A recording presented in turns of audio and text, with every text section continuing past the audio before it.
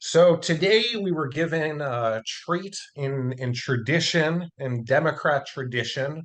All bad news, all strange news about Democrats, always released on Friday.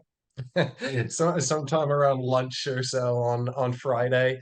And we were treated to the body cam footage of Paul Pelosi's attack. I think we all felt like it was very bizarre just hearing about it. And the video certainly shouldn't change anything.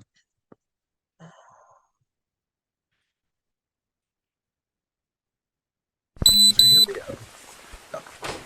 Yeah, definitely don't want Hall up here. I definitely don't want Hall up here. Hello.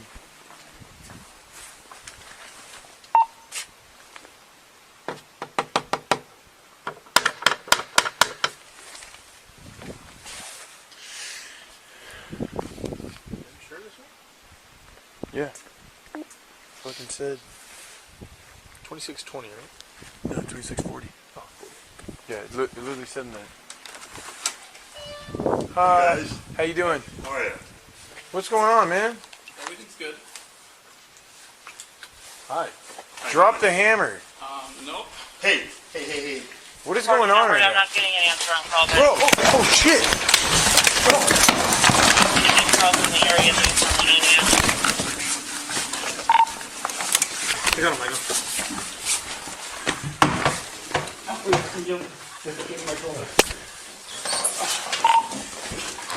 Edward 14, Edward 10, back up, code 3. Code 3 back up at 26. Give me your fucking hand! Units code Give me your fucking hand! 40 Broadway for 14 hours.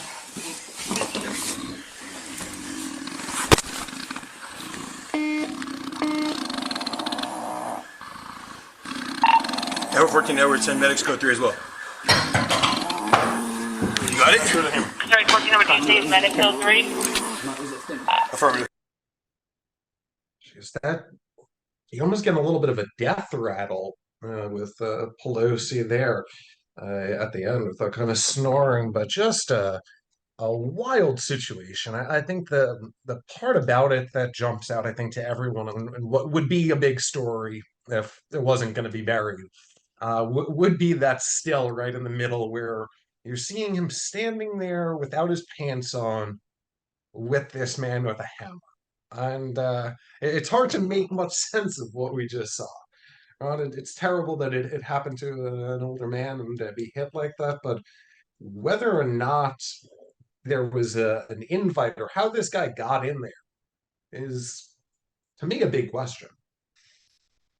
Yeah, those issues were already discussed by what was it, the Monterey Post or something like that, and Michael Schellenberger the day after it occurred. Different people were saying that no, he frequented different bars around the situation, and Michael Schellenberger had gone to where the perpetrator lived, and yeah, because the mainstream media was trying to say it was far right wing Trump supporters laying in wait for Nancy Pelosi, and of course the other media outlets and they're not even conservative. We're pushing back against that because they're saying that Paul Pelosi had a habit of visiting the neighborhood watering holes and meeting people.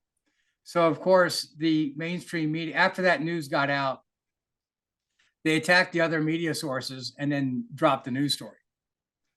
So it's certainly between that and his 911 phone call, where Paul Pelosi declined to answer the 9/11 operator whether he had known the assailant beforehand or not, which means yes, he knew him, because if you've never seen somebody in your house, that would probably be one of the first things that you would say is, I have no idea who this person is. But in the 911 video that or audio rather, that called the police over, and initially he avoided the question, and there it certainly indicates that it just looks like he knew the assailant before, they're talking over something, and I don't know why that guy has a hammer, but yeah, then the attack doesn't happen until after the police get there. Yeah. So I guess he was mad that Paul Pelosi had called the police.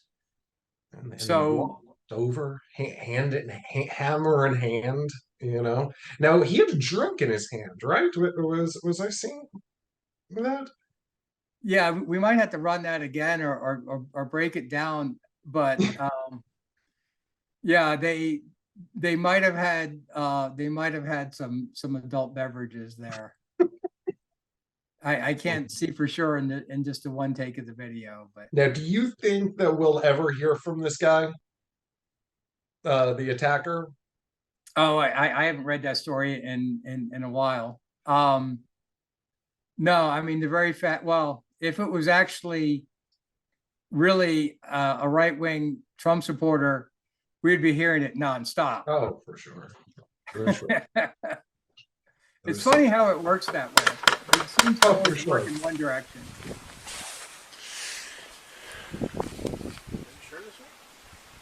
Yeah.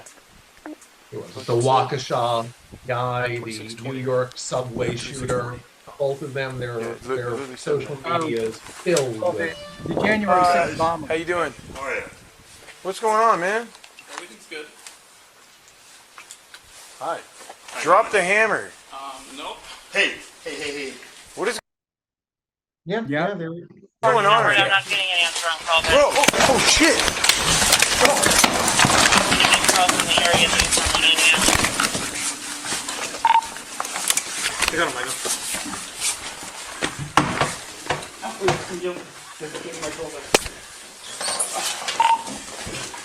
Edward 14, Edward 10, backup code 3. Yeah, out like a light. Give me your fucking hand! There. But yeah, I think that, like you said, when it didn't fit the narrative that this was some kind of Trump supporting psychopath, and Yeah. it kind of doesn't fit. So yeah, you get that double standard. I was saying during the video, you have in the Waukesha case, you have in the New York subway shooter, people who social media was filled with BLM activism and left-wing posts, but that connection is never made when it's the other way. But if a young guy posts so anything, he'll end up being the poster boy of the right wing once he commits a felony. Yeah. Even if the person really actually, is not part of the right wing, they like to voice that. They did that with the Buffalo shooter. He was traditionally a left-wing guy, and the first people who he shot on the camera were white. They were not black, but yet he was a far-right racist shooter. But in actuality, it looked like he shot everybody equally. I mean, he's an equal opportunity murderer. yeah, I mean, people can watch the video for themselves, but yeah. No, there's nothing like the headline of how, to use Al Gore's terminology, the xenophobia run rampant. Right. But yeah, I hope you enjoyed the video. Obviously, not enjoyed the content of it or the violence of it, but I'm glad that we finally got to see it. I was deeply concerned that we would never ever see this tape. So give them credit for their usual Friday drop, and now we could all forget about it over the weekend. Yeah, it certainly, I mean, I just saw it right then, but it cleared some things up for me. I wasn't sure how that happened.